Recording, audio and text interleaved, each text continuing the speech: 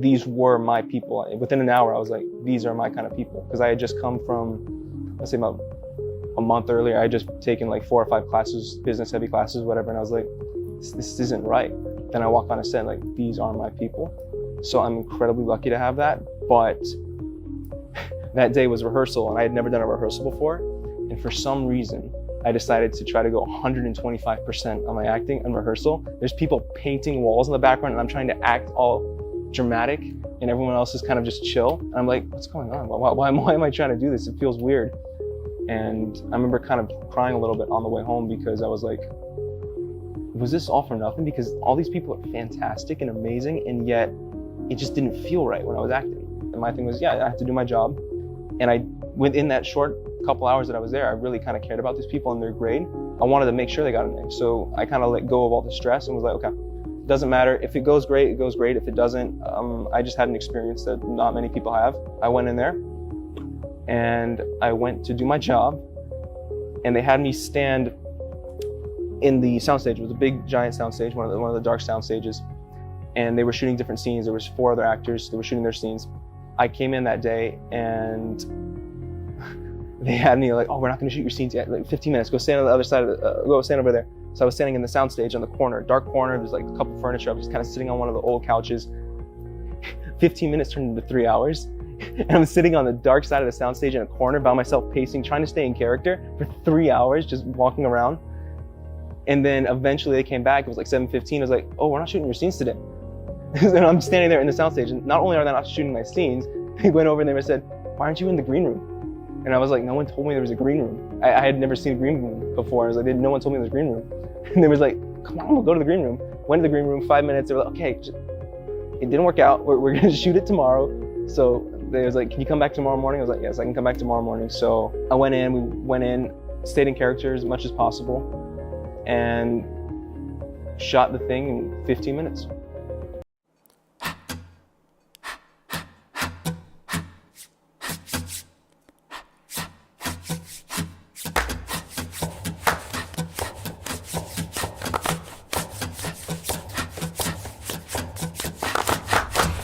Musician.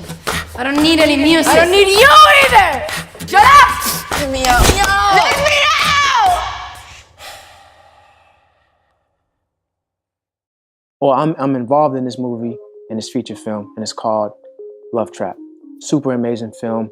Everybody involved is doing a wonderful job.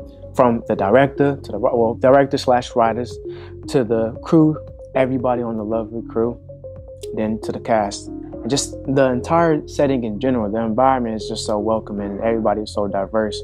But we all come collective to help invest into this vision that the director and everybody has of their own, but we all come in and just make it to be beautiful. So I can't wait for y'all to see that. Yes, sir.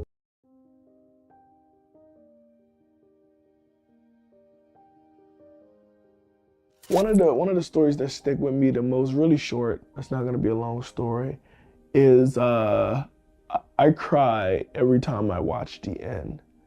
And it's like not a funny story, but it's like, bro, you know what's gonna happen, and it gets me every single time. I know I mentioned it earlier, but it gets me every time because not only am I proud of the movie, I'm proud that I was alive to make the movie. Like, I remember trying to harm myself, and I didn't want to die. I just didn't want to be alive. And I had to really look at the scale and stop putting myself in that situation where I would test to see when I know that I didn't want.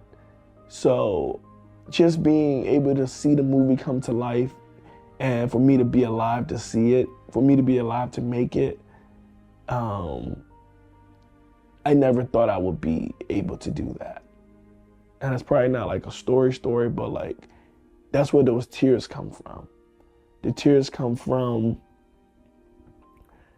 I really survived, and so can you. You know, when you're in those moments and you're like, the panic is like so real, It's like you think that feeling nothing is better than feeling everything all at once. And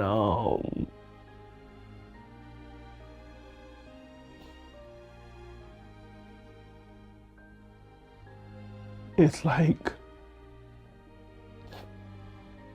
it's okay. You know what I'm saying?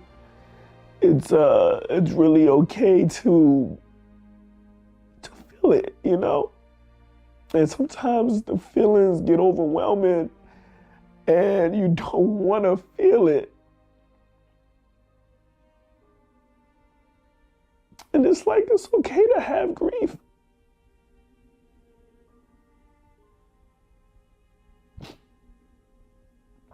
So I named the movie Good Grief because it's okay to grieve.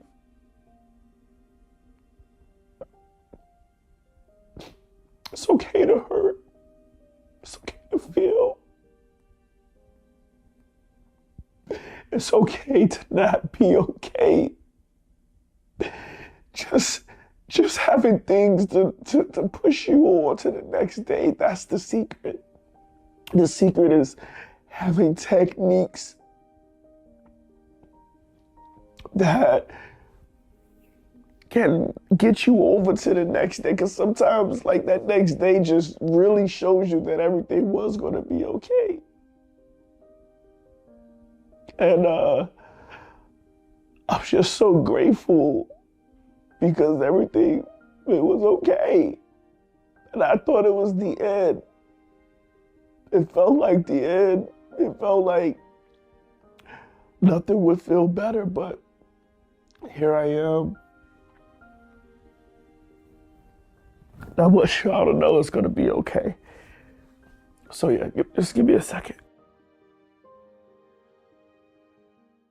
So today's show, we try to have guests on every week, and so part of, aside from today, but on any given day, you know, I'm searching for artists to interview. I'm reaching out. I have artists that reach out to me as well, looking how they can be a part of the show. From there, it's, you know, promotion of their interview and all that legwork on top of my regular 9-to-5 grind. You know, I drive for a living, so I'm always out of town.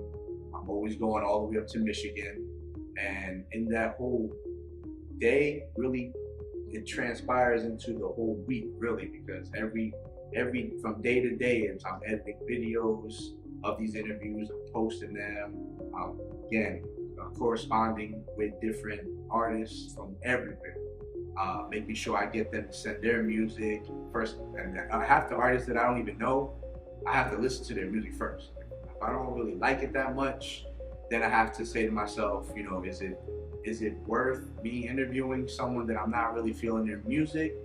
Or is it just me that's not really feeling it? And sometimes I'll send it to Fuego, be like, here, you know, check this out, tell me what you think. Or sometimes I'll say to myself, man, these guys got a ill following. Maybe it's just something I'm not up on yet, you know what I'm saying? So I have to just say, okay, I'm not rocking with it too much, but it is supportable, you know? And then from there, just try to connect everything. Today we had... My day was cool for the most part. Let me see.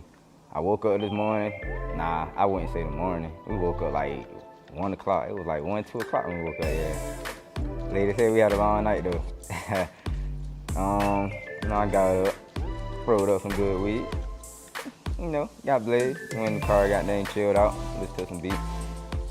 And then, you know, my homies got up. We all went back up to the hotel room. I told them we about to hit up the mall and stuff. Go cop some fit, shoes, normal shit. My name is Emmanuel Simms, and you're watching Rising Filmmakers.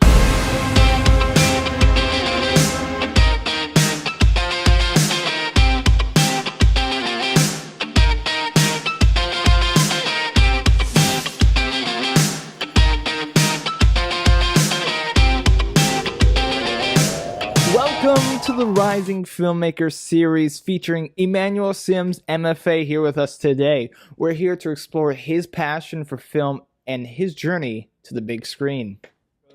I've always been fascinated by movies. As a kid, we would sit around as a family and we'd watch them over and over again. We had about 30 VHS and we just circulate them all over again as a family. And it really sparked something within me. And I knew then that I wanted to do more than just be a viewer. So I pursued my master's degree in film later on in life. And I realized that that was the missing piece of the puzzle that I've been waiting for. And it allows me to create on a different aspect. Making movies is like, it's for me, it's high level problem solving. It's like you got to get all these different pieces to make the picture look like the one on the box. So I really enjoy just the trial and error, just the learning curve of it, the persistence, having the grit you have to make it through with it. That's incredible. What has been your most rewarding experience as a filmmaker so far? Well, that's easy. Last year, I was able to be a line producer on my first feature film called Love Trap.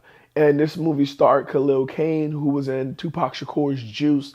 And it was super exciting for me because I'm like, oh my God. Like, I used to watch him on Girlfriends and like, I'm like getting him water, you know what I'm saying? And we had like these really deep conversations.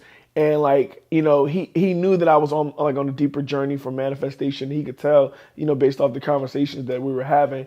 And I just went up and asked him, I'm like, yo, how do you tap in? And, we got into it and he was like, letting go. When you let go, you're able to really be into your character. And I was like, yo, oh my God. Like, but I literally was like watching him on TV and now I'm line producing a movie with him in it. So I can't say it gets no better than that. You know what I mean? Why do you think it's so important to have diverse voices represented in the film industry? I think it's very important to have every culture, background, or perspective represented in film. It gives people an opportunity to see themselves on screen. And it's these stories that I believe could spark the decision to actually make real change in the world. So we want to inspire these people, and I think representation is key.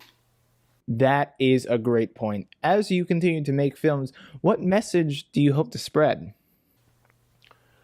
I want to inspire people with my films. I want to give them a sense of hope and optimism that if they really do try, that they can receive the outcome. I do believe that fear can come in so many different forms that we don't even notice that it's there. And in times, I want people to know that they can still make it even though they're afraid, even though they're not sure that the outcome's going to come out, but they still pursue it because everybody that's gotten past that next step knows that the further that you push, the more you find out you can do. So I just want to inspire people to do that. And hopefully we can spark a new generation of creatives. That sounds wonderful. Thank you. Finally, Mr. Emmanuel Simms, what would you say to any aspiring filmmakers out there, such as myself? I would say don't be afraid to take chances. Dive right into your goals. Some things will work out, some things won't, but you'll never know what you can do until you try. So just get creative. Don't worry about all the details right now. Just get started and just chase your dreams, and I believe in you. And I'm proud of you right now for even just getting closer to this step. The fact that you're viewing me now, it says that you really want to further pursue your career and you're trying to get to another place in your life. And I just believe that you can get there. And I'm here to support you because you're no longer doing this alone. Welcome to the community. We'd like to thank Emmanuel for joining us because we are about out of time. It was an absolute pleasure having him here with us today. It was great to know more about him and his passion for film. We'll see you with the next rising filmmaker. Thanks for watching. And thank you guys for having me so much on your platform.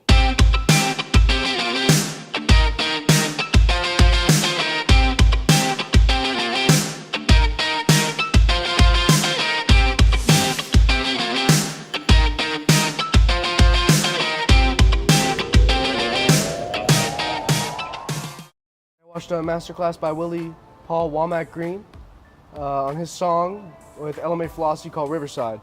And I picked up quite a lot of important information on stuff like compression ratios and learning how to mix low end.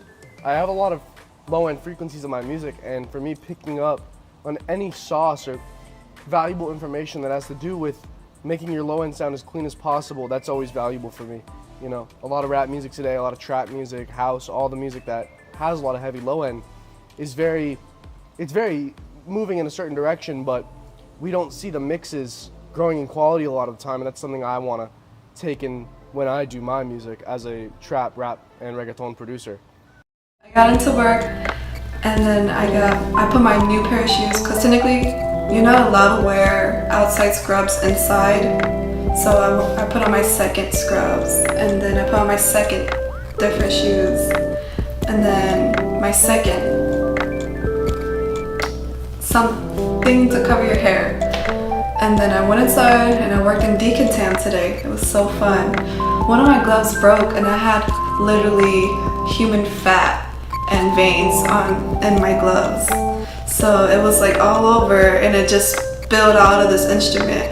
And I was like, okay, that was really fun. So I ungown, I scrub everything with hot water, put on another PPE on, and then I had a lot of eye trays, a lot of heart trays, and I was by myself in decontam because I'm always working solo, which was really fun.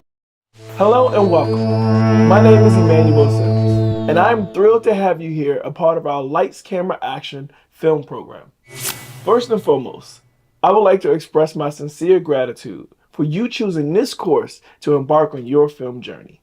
Filmmaking is a powerful art form that allows you to tell stories, evoke emotions, and create lasting memories. And in this course, we'll dive deep into the world of film production, exploring everything from generating creative ideas to showcasing your finished film. Over the course of our time together, we'll discuss the fundamental aspect of filmmaking, including camera operation, lighting, sound, directing, and more. You'll gain practical knowledge and hands-on experiences that will allow you to bring your vision to life. I want to emphasize that this course is for any individual, all ages and background, who may have a passion for filmmaking. Whether you're a beginner eager to learn the ropes, or someone with some experience looking to enhance their skills, there's something here for everyone. I'm here to guide you every step of the way, sharing my expertise and insight gained from years in the industry. But it's not just about me teaching you. It's also about creating a supporting community where we all can learn and grow together. So get ready for an exciting experience filled with creativity, discovery, and the joy of filmmaking. By the end of this course, you'll have the confidence and knowledge you need to plan, produce, and showcase your film. Remember, this is just the beginning of an incredible adventure, and I cannot wait to see what you create. So let's jump in and make some movie magic together. Hall of Fame, we're there all week at the ISS, International Student Society. It's ISS on Discord. So I just got here today to meet these people. So these are my club friends, and they're the very best friends you own. So ISS is the International Student Society, and I am part of that club. I'm very popular on Discord, but to meet these people in real life have really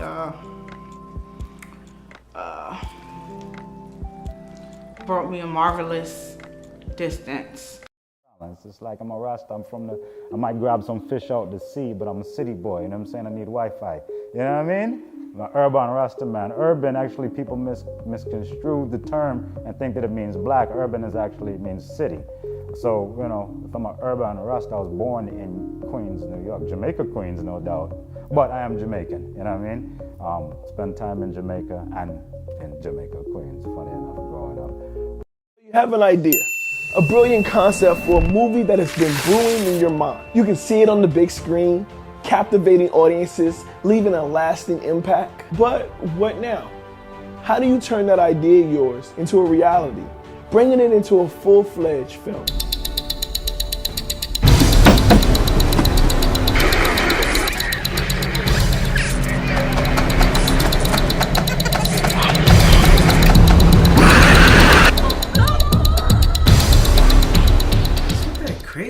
chick on the screen.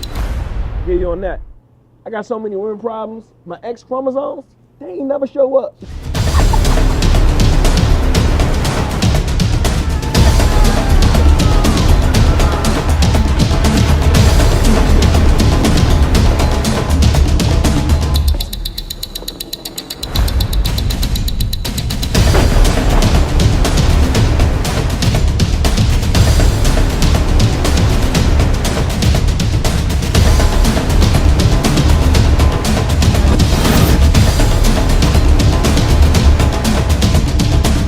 That's where we come in. We're a team of experienced producers who specialize in turning your ideas into reality. We take your vision and guide you every step of the way, from concept to the screen. And the best part, it won't cost you a dime to learn how we can turn your idea into a motion picture. Schedule your consultation today with our team of expert producers. We'll listen to your ideas, provide guidance on the entire movie-making process, and discuss how we can bring your vision to life. So don't let your movie get stuck living in your head. Take action now and schedule your free consultation with our team. My name is Emmanuel Simms, and I'm here to help you bring your movie to life into the big screen.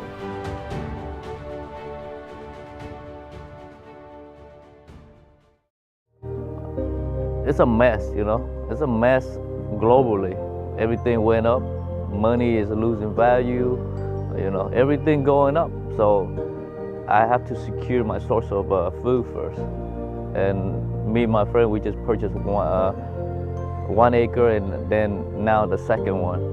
So that I want to already have a pit, and we dig a little bit deeper, we're gonna get some water, you know, so I have my own source of food and water to secure my future. If things go back to how it was before, it'll be great too, you know, but still, I'll have a garden, you know what I mean? And then one day maybe I'll take my grandkids to the garden that I grow and, you know, let them climb the tree, you know, eat the fruit off from the tree itself, you know, like how many people out there have that opportunity? You know, most of the fruit you eat in the market, like they plug it from the tree at a young stage, so that when they ship, it doesn't go bad, you know. So slowly it was forced to ripe. You know what I mean? So the quality of fruit and vegetables that you eat right now are all-time low. You know, we eat frozen meat. I mean, nothing wrong with that. It's just that we could have better, you know. A lot of my castmates was like 10 years younger than me, so seeing how their mindsets are during this time and seeing them go for something they really want to do, because I didn't do that at their age, and like they're doing it with the right mindset and stuff like that. It just inspires me more. Like, yeah. Although I'm at my age, I still can do it, and I'm still going to do it. But yeah, so we got to set, and I kind of chilled out in Holden a little bit with some of the extras and got to meet them. They were really cool. One of them actually bought one of my books this morning. Yeah, and I was like, oh my God. Now I got to see him again so I can sign it.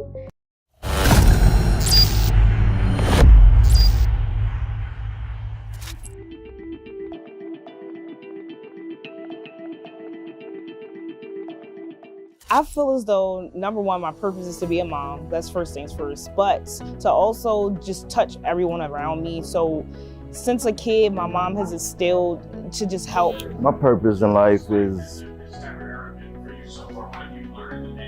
I just add towards kingdom building. So I make people happy. Like, so that being said, it just makes it easy. I get up every morning and do what I do, and you know, people are happy. You know, I don't really get complaints, and you know, people are happy. You know, I've been a Christian all my life, and grew up knowing that only what you do for Christ will last. I've helped friends come from Florida and brought them into my place. I've helped people build their businesses and brands and help style their brands and shoot their brands, photography and things like that. So I feel as though my purpose is to put my hand in each pie and kind of help everybody go along.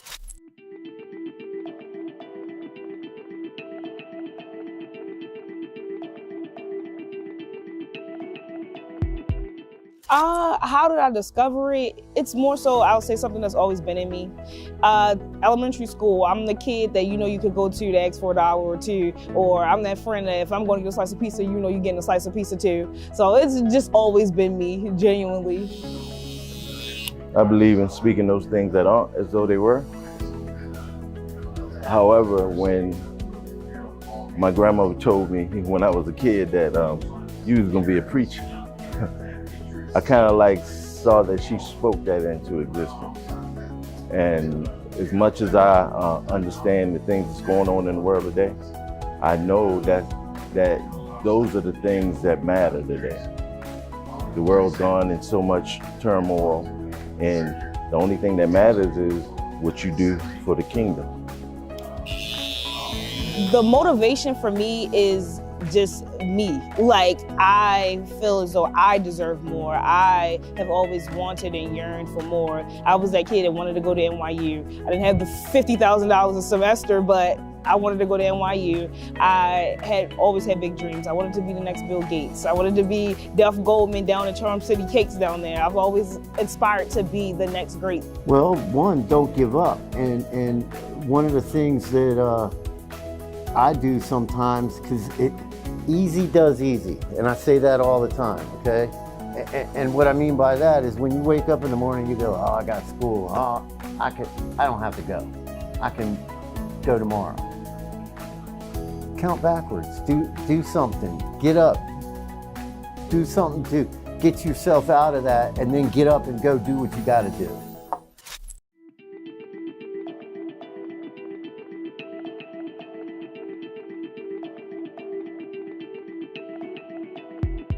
Absolutely.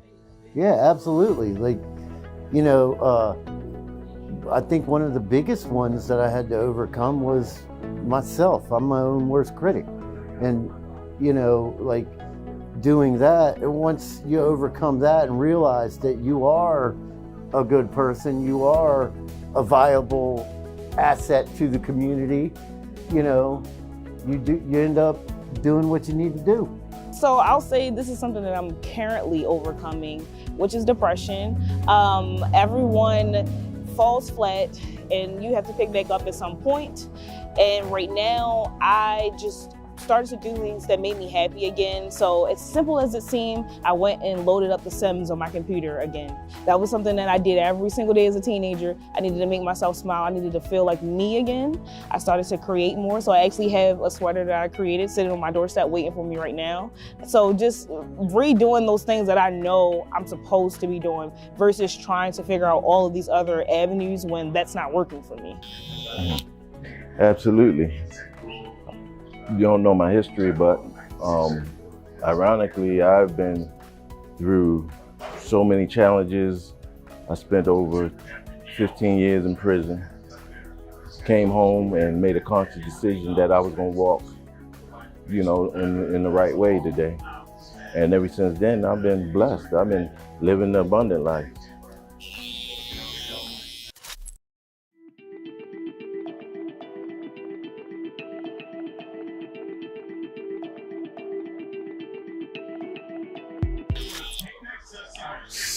Stop settling for less, because you were created for so much more.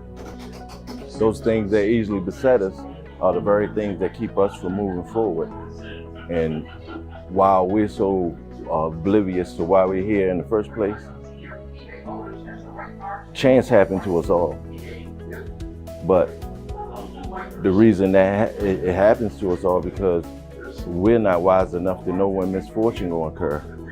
So we're living a life and we're chasing dreams that's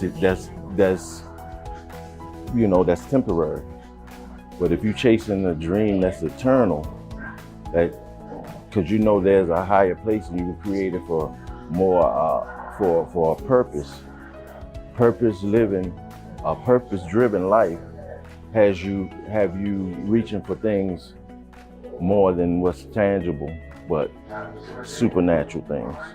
We do what's required in the natural, but when we on a rise above circumstances and rise above things that easily beset us, we have to understand that we were created for so much more. And that's my mindset going forward. Regardless of where when I fall or when I get back up, because it's never about the fall, it's about the getting up. Because the just man falleth 7 times, but what makes him just is that he got sense enough to realize he can get back up and get back in line. This is for all of the smart kids in this world. Just because you know it doesn't mean you don't have to do it. That's where I went wrong. Every answer on the notebook, I knew it. Every answer on the test, I knew it, but because it wasn't challenging for me, because I didn't feel like I had to do it, I didn't do it. And that hindered my grades, of course. So you can go to your teacher and say, oh, can I make this up? But why didn't you just do it when you had the opportunity to? That's genuinely, just do it. Like, take every opportunity that you are given, because if you don't, you're gonna find yourself wishing, and wishing will not get you anything. Take the opportunities. I'm Jada. My name's Dave Cutler. My name is James Cusack, and that is my why. And that is my why. That's my why. You can find me on all social media platforms at How Dope Is Jigga.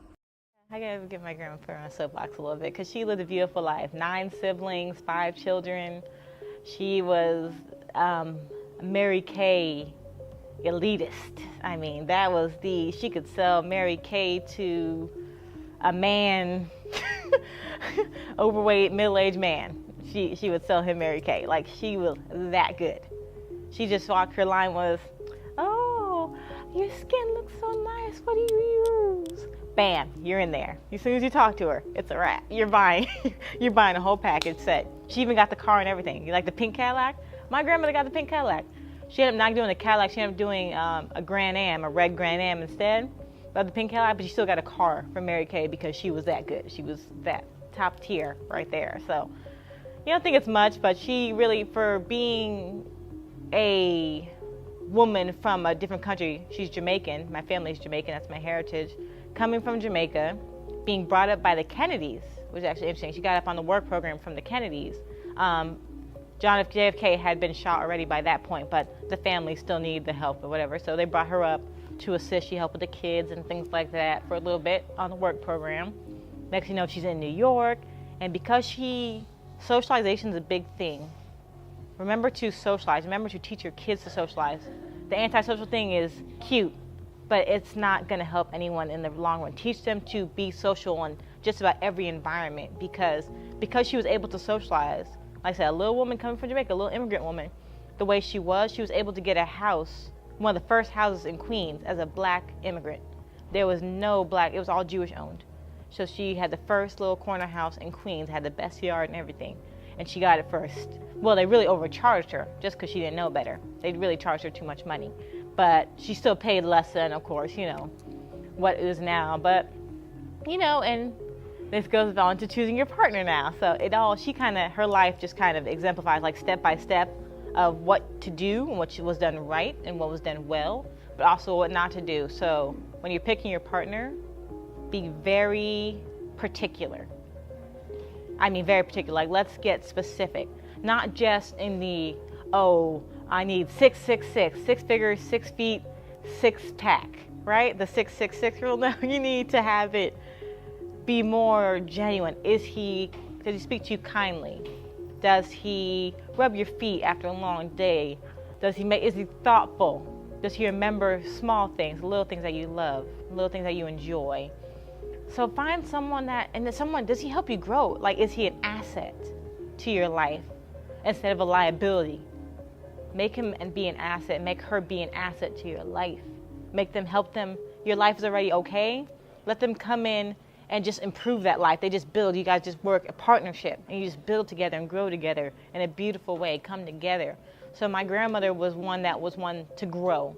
She had a house in Queens, she had a house in Long Island, and so she wanted to get more property. She was all about having property. She knew that was important. Having houses was important. But the men she was with weren't thinking about it like that. They were okay with, just being, just existing. They didn't necessarily need more. They weren't ambitious like she was. So that cost her. It stopped her from doing a lot of things and kind of getting to that next level in her life that she wanted to get to, that she's working so hard for.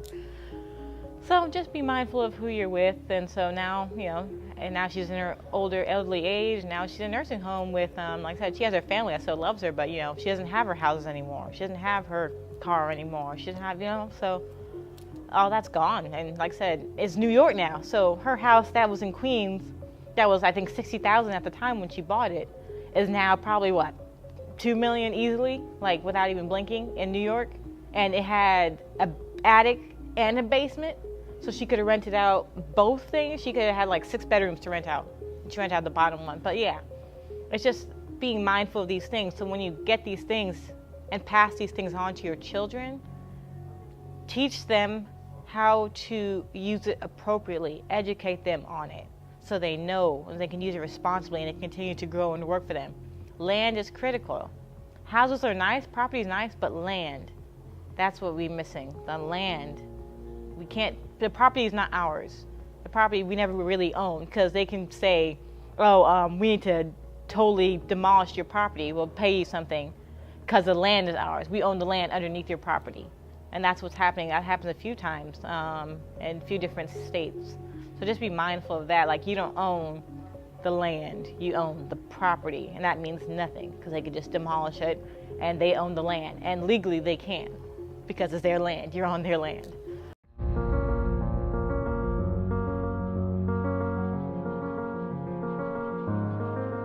You have the white picket fence, palm trees slinging in the air, and clouds that are so close to the earth you can almost touch them. They just sit up there living their best life, bro. Clouds got the best job. You ever think the clouds get depressed living their best life? Of course. How else would you explain the rain?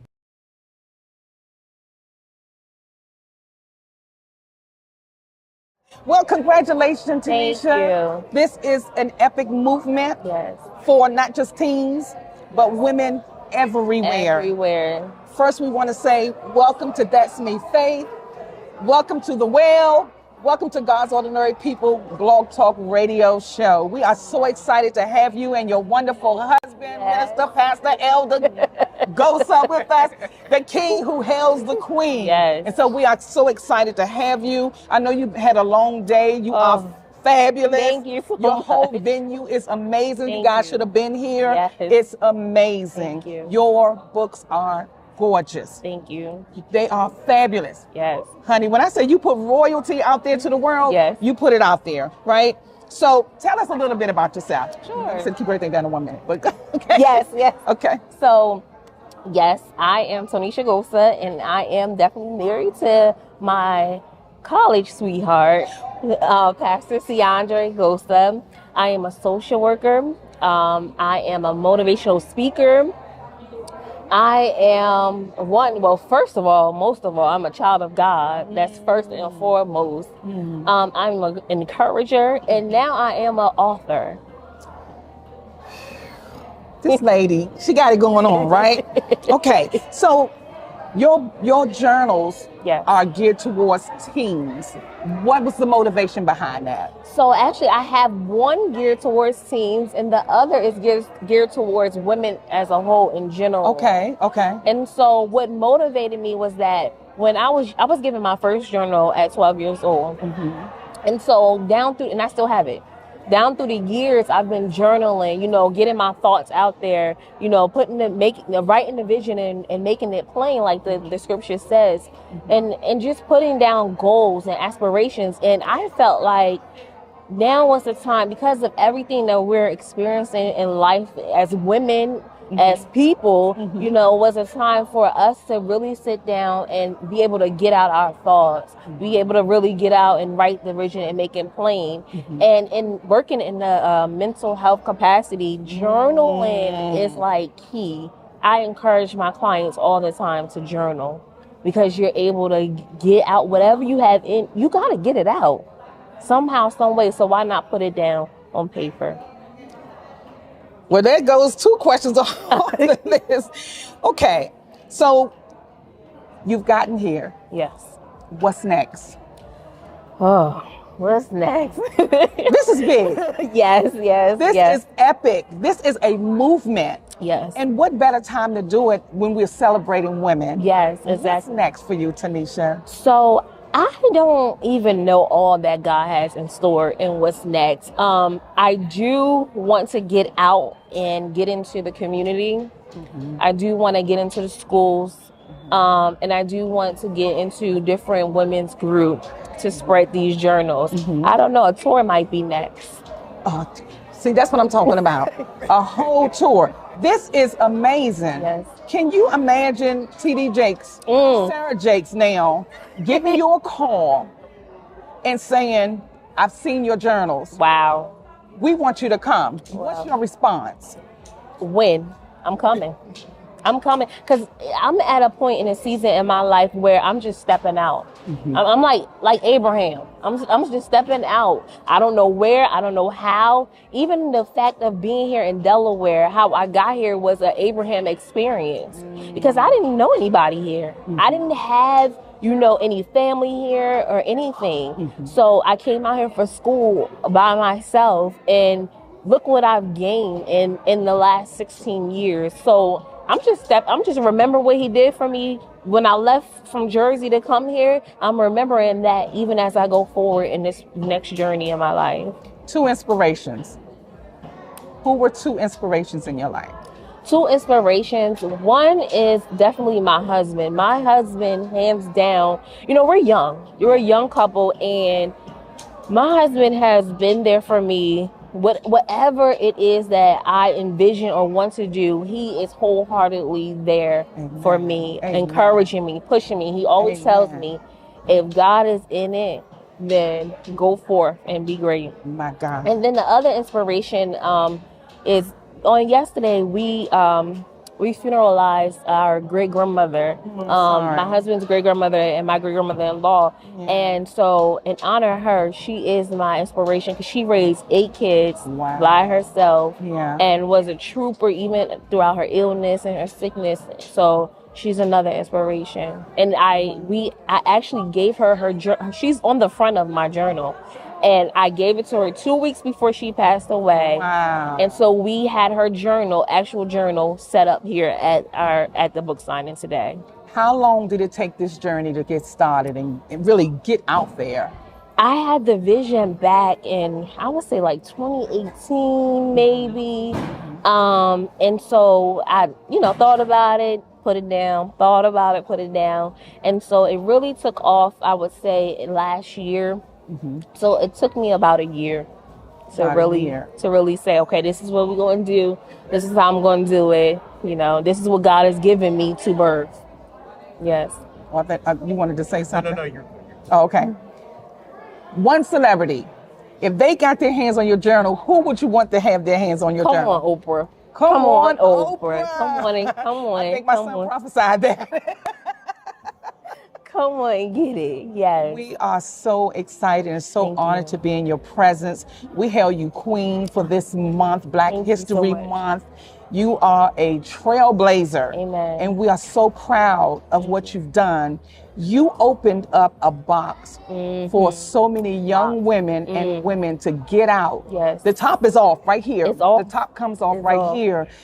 I believe that there's going to be a movement in this church alone, just for the people that have gotten these journals, lives are going to be changed. Amen. Because your heart is so sweet and so pure. Yes. And the anointing that rests on you guys' life and the love that you have for God's people. I'm saying this from a conscientious observer from the distance. Yeah, man. So we see your fruit. Amen. This is evidence of your fruit. Amen. We can't wait to see what God does next. Yes.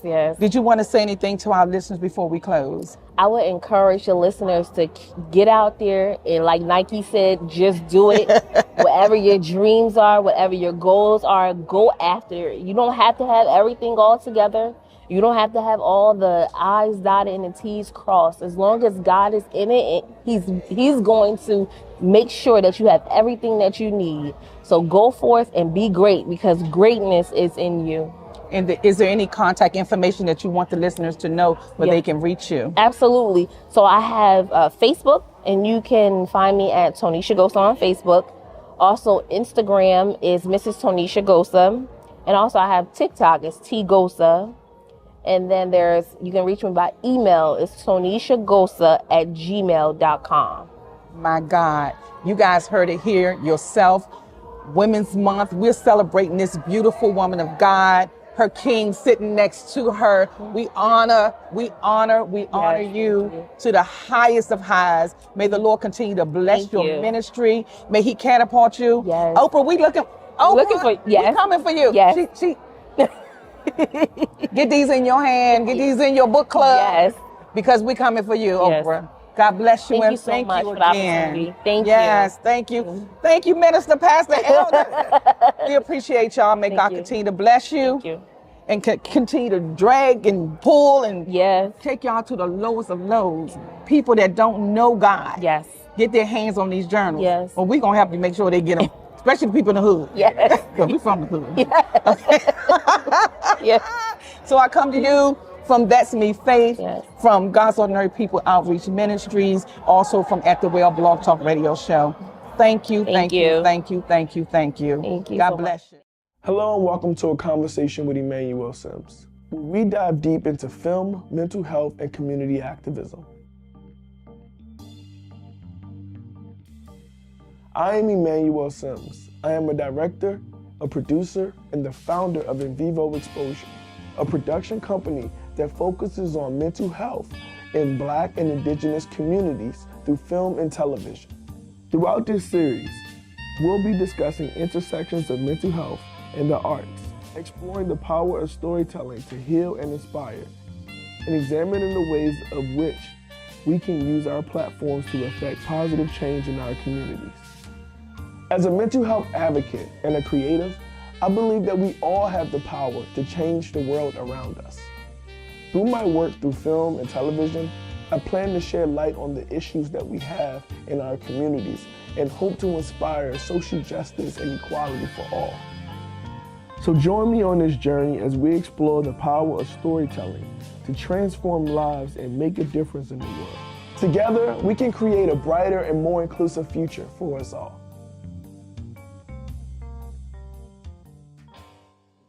For me, I was inspired way before Good Grief was even thought of. So I started doing a master's program at the University of the District of Columbia. It was a dual master's in mental health and clinical rehabilitation counseling. And during that time, I think I've sought out the most mental health help that I could ever get, because during the program, it's very important for counselors to go to counseling. So during that, I realized that I was very privileged to have access to these services. I realized that not everybody's gonna go to counseling. Not everybody's gonna, seek services. And when they do, sometimes it's already really, really bad, or to the point where, medication and things like that can come into effect. And what I realized, it's just like a tooth, a rotten tooth. If you leave it too long, it can shut down your nerve systems. It can ruin your brain. It can do all types of different things like that. So it's the same with mental health. And I realized that if we were to treat things a lot sooner in our community by at least educating and teaching little techniques to us, to our people, that we will be able to actually prevent a lot of the extreme cases. And I say that because just me being aware that anxiety was real, I was able to go back to all of the times that I had a panic attack and said, oh yeah, I know why this was caused. I know what I could have did differently then, but I didn't have those tools now. So in Good Grief, I teach a grounding exercise.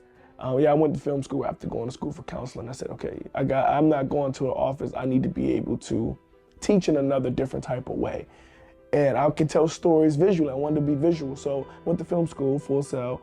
And during spring break, I said, it was like an itch that I had to scratch. I just needed to get this movie done. And I kind of felt like I portrayed the idea by making my thesis into a sci-fi film. And we'll talk about that later, the surprisingly interactive audiobook. It's a sci-fi, it's the same as Good Grief, except it's a sci-fi. Same story, different genre. And I didn't really get the message across in that movie. Like the whole first screening was like, it was like weird because my friends and classmates and colleagues and teachers were there, but it was like dead silence, and I realized that the message wasn't clear. So I rushed to get Good Grief done in 2021 because I felt like I had to justify myself as an artist, because I felt like I sold out for the VFX, you know what I mean? And I didn't really stick to my mission of teaching this grounding exercise. But I got lucky because during spring break, I was able to shoot this movie with some friends. We had a skeleton crew, literally whoever was available in Florida from film school, and we got together and we shot this movie. And it was important to tell this story because I wanted people to know how to do the grounding exercise.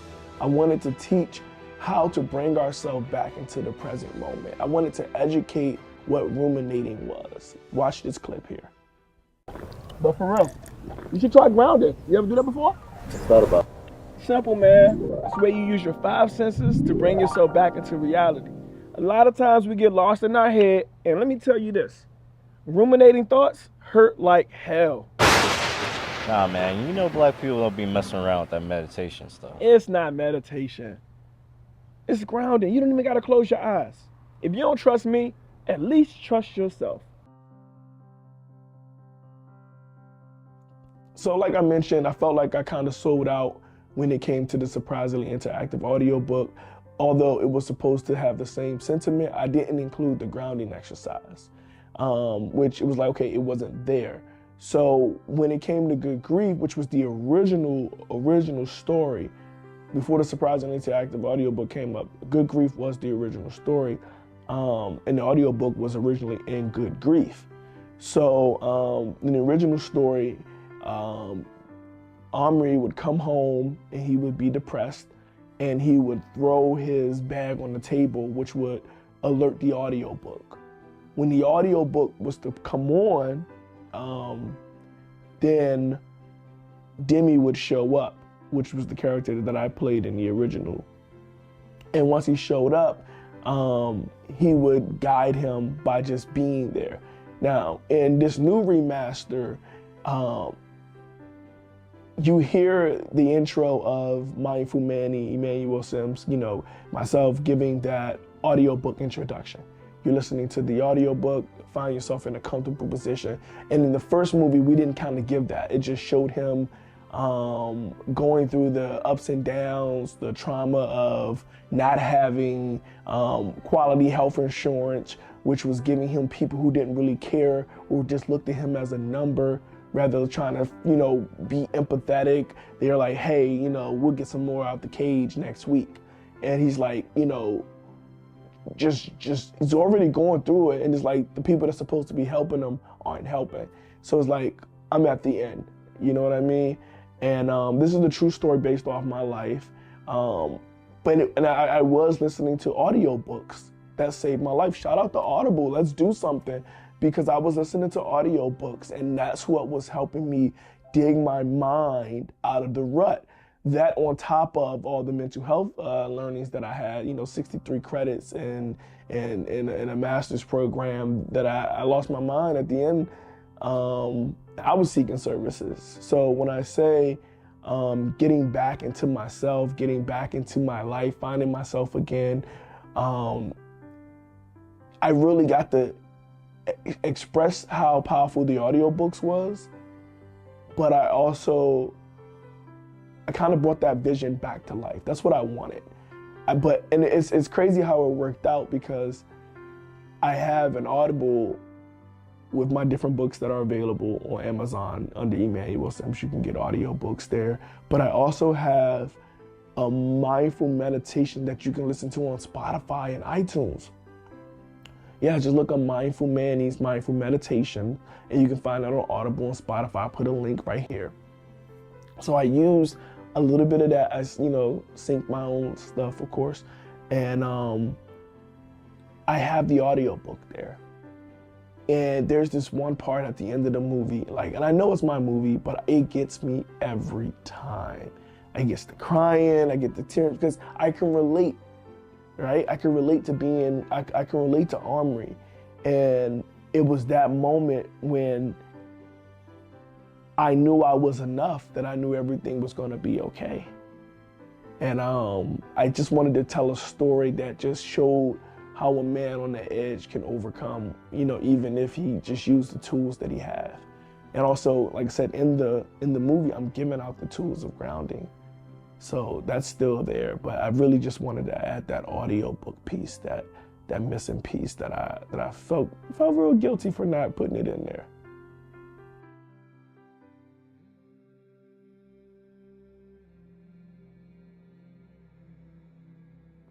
The challenges that I face producing Good Grief, besides the financial situation, of course, one of my friends from Florida gave me $300 and rented me an Airbnb. Besides all the students that were in film school at the time were on spring break, I had about 7, 8 amazing people come and help me bring the movie to life. My roommate played as Omri, I'm sorry, John Blanks. We're roommates, and he lived across the hall. We fought daily sometimes, but we worked it out, and, you know, we became friends, and we not like fought like physical, we roommate battle, like, you know, wash the dishes, like stuff like that. But, you know, he helped me bring my vision to life, and it meant so much to me. Taylor, she helped me just get organized. It was just having my friends there made the lack thereof better. Connor McDaniel was my first AD, Tiffany, Juliet, Maisha, I really appreciated her. She was so supportive. Like, just having a team bring the dream together, like, no matter what the hurdles were, I wanted to rush it to have it ready for a premiere at the Enzium, and it didn't even get screened. So I did I was like, I have impulse issues sometimes, and I'm working on it, but it's like I want to get things done when I want to get them done. And sometimes it's like, slow down and like take your time, and you can provide quality. And that's what I wanted to do with this director's cut. I wanted to really not just settle for completion, but get my complete vision across. So yes, in Vivo Exposure, we're focused on helping artists heal, helping the community heal by teaching them to critically think. That's our mission. We want to assist our community heal by teaching them how to critically think, by educating them on giving them these tools, basically breaking down mental health into conversational pieces so that everybody can benefit from it. So we create social media content in the form of TikToks, dance videos that are uplifting and motivating, and just inspiring people to be themselves and go all out and be them. We have a Triggered series that we're working on and we're raising money for. So if you're interested in becoming an executive producer, we have, and it's just for this year. Next year, the price is going to multiply by 10, but you can get in now at $1,000 as an executive producer. Make that donation as soon as you can. Link in bio. You can make a $500 donation for associate producer. You can make a $250 donation for assistant producer. And if you're not ready to make those big donations yet, you can become a special thanks donor, and that's $50. So what we're doing is we're raising monies to shoot these projects. We have a lot of the equipment already, so it's not gonna cost us too much to get things done. And we have a very, very creative producer, myself. And yes, I know how to budget well. I don't budget to make money. I budget to put money in the film. And I know you're like, well, why is the movie gonna miss? My mission is to assist my community heal by teaching them to critically think. So if you can get with the mission and you can get with what I'm trying to do, let's work together. Let's help me help the community. I just know simple as that. Like, some projects will make money, but majority of them is just educational content so that we can heal our community. And I think it's well needed, and I need your help because I can't do it without you.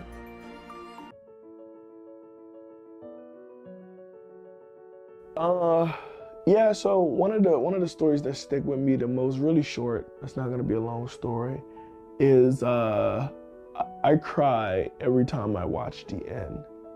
And it's like not a funny story, but it's like, bro, you know what's gonna happen, and it gets me every single time. I know I mentioned it earlier, but it gets me every time because not only am I proud of the movie, I'm proud that I was alive to make the movie.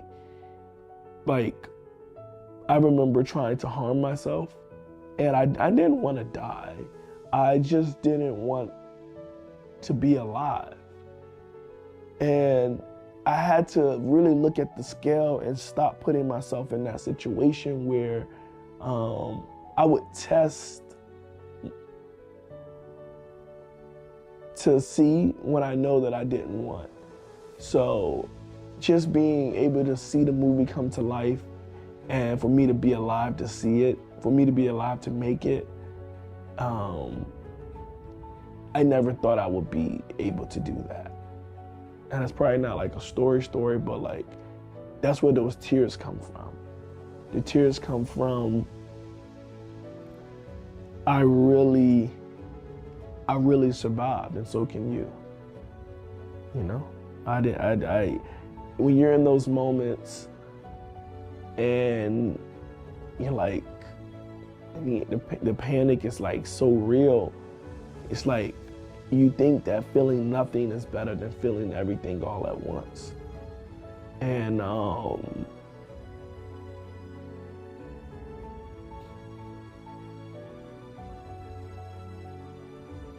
it's like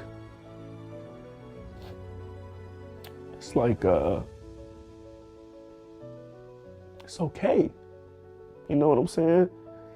It's really okay to feel it, you know? And sometimes the feelings get overwhelming and you don't want to feel it. And it's like, it's okay to have grief.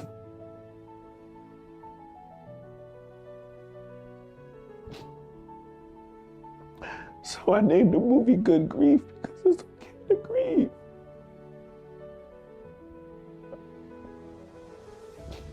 It's okay to hurt. It's okay to feel.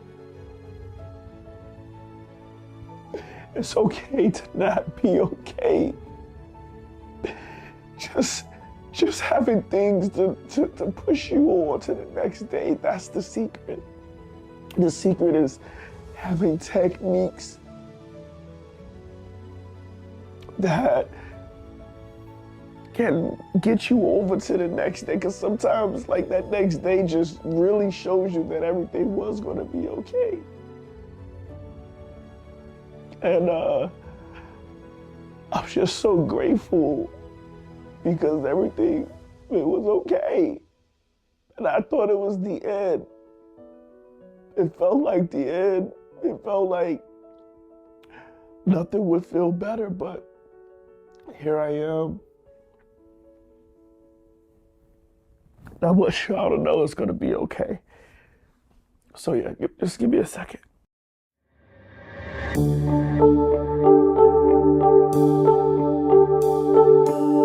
That's a way to bring it back. Okay, good shift. Whoever's producing this is doing a really good job. I'd have to say that when I got to live in China, I really learned about innovation. When there's limits, there's innovation. And I think that's very powerful because in the film, there's always limits, but then, right, there's innovation, right? So when I was in China, I learned that there was a limit on cars. So one of the innovative things that I noticed that people would put motors on their shopping carts so that they can still get around and things like that.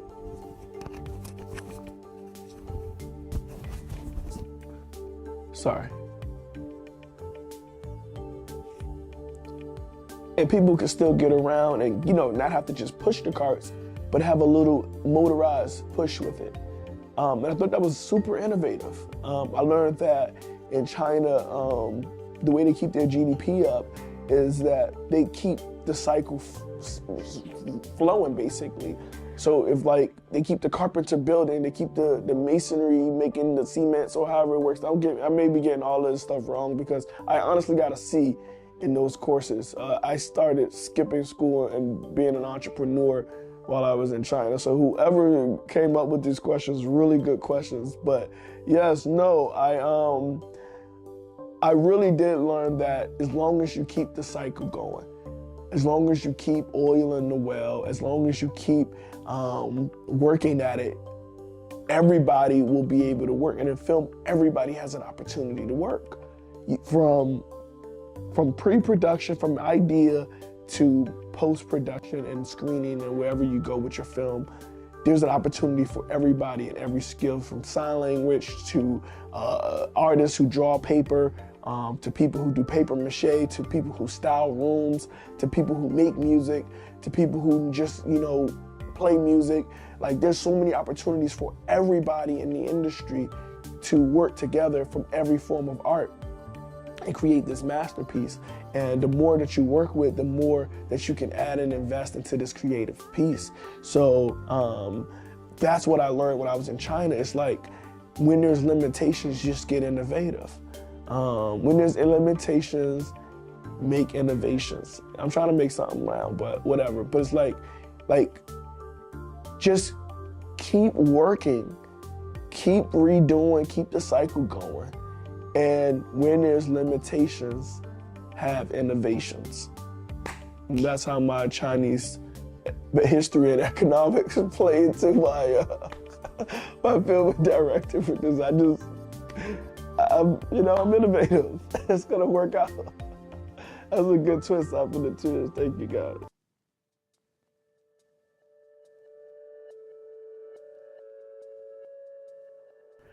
There's a couple of trigger warnings, right? There's the whole Hinton Daily. There's dark humor.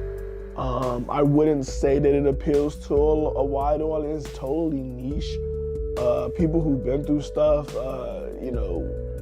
Some people find humor in healing. One of their techniques in counseling is humor. It's not like a technique, but it's like a skill that you can add in a session to make the session go well. It's you don't got beat no stick up the butt. You can actually laugh and joke with your clients, and y'all can build rapport and help them get through what they're going through. So there's a lot of dark humor. There's a lot of edgy humor. I wouldn't say that I made it relatable to all audiences, but if you've ever been through something and you've ever been on that edge, I made it for you. And it's gonna be okay. And I love you. So when I first released it, I did get a lot of good feedback. Now there was a lot of, from my film students and film people, there was a lot of, hey man, you could have did this a little bit better. I'm like, yeah, it's a good movie, yeah, it could be done better, but how do I make it better? And I needed money.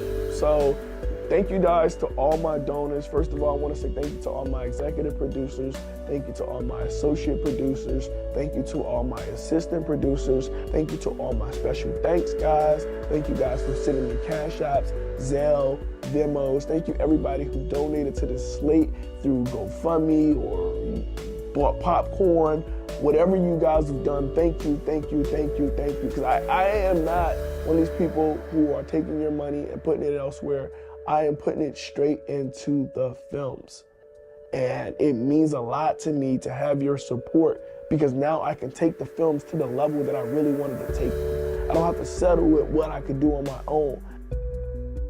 I'm a father, I have children, and it's hard. And I appreciate you guys for making it less hard.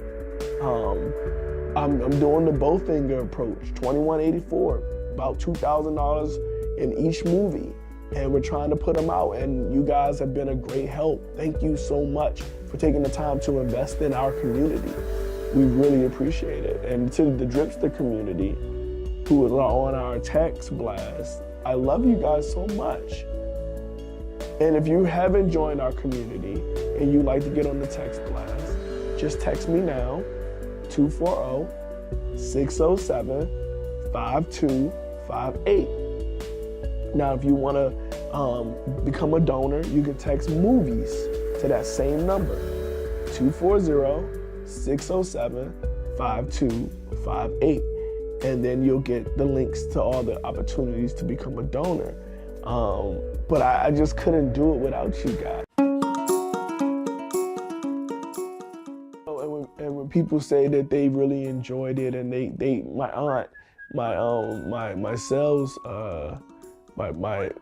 manager, my aunt, she's been calling. You guys probably heard from her, Aunt Gwen, aka Miss Gwen.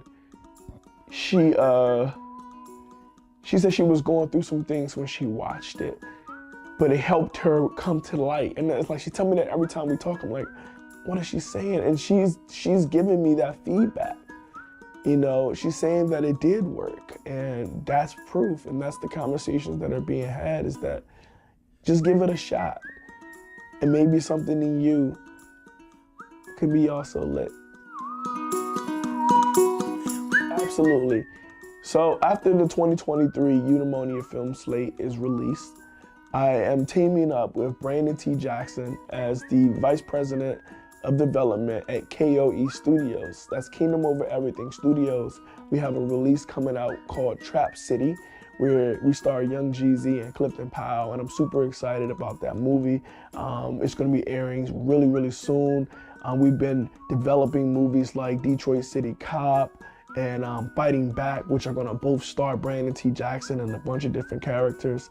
I'm honored to be able to be a part of also the Hollywood and the high independent, but also, the middle class independent, and still make visions and dreams come to life. So if you have an idea, maybe your movie can be the next movie that I help produce, because I'm sticking to my culture. I'm sticking to loving to give back. But that's the sneak peek. Yes, I am working with KOE Studios, and we got big things coming in store. But if you have a movie and you have a story that you want to tell, shoot me a text, 240-607-5258, and maybe I can bring your vision to life. Once again, my name is Emmanuel Simms, aka the Drip Headmaster himself. And if no one's told you they loved you today, remember God loves you, and so do I. And to make it a great day or not, the choice is yours. Drippity, drippity.